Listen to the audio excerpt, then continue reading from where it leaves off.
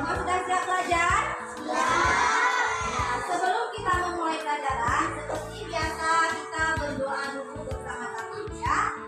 Bismillahirrahmanirrahim.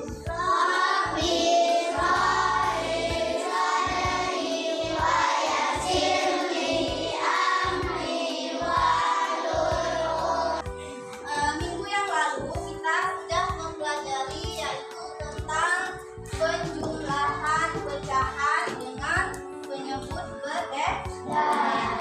Oke, masih ingat apa itu pecahan? Apa pecahan itu adalah bilangan yang bagaimana? Yang ada penyebut, terus ada yang di atas namanya apa?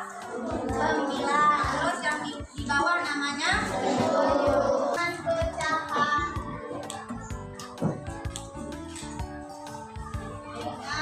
penyebut yang berbeda ya.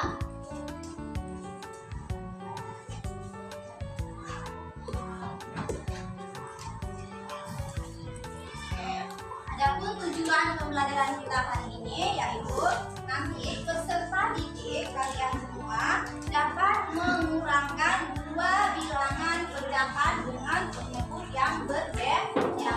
Nanti Ibu ada bawakan media alat peraga, jadi kalian nanti bisa mengurangkan bilangan pecahan dengan menggunakan alat peraga dan bisa juga dengan cara biasa.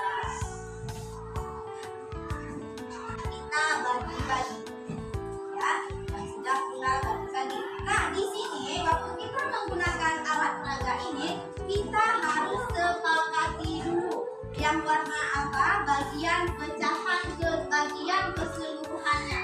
Nah, di sini kita sepakati yang warna biru itu bagian keseluruhan. Misalnya dibuat seperti ini ya. Berenam. Oke, kalau kita buat lingkarannya 1/6, yang kuning berapa bagian? Yang kuning 1. Nah, seperti ini aja.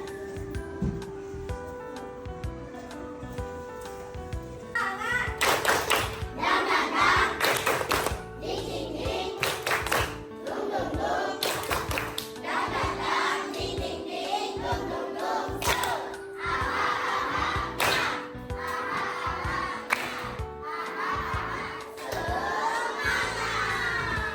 Dua-duanya ditulis. 6.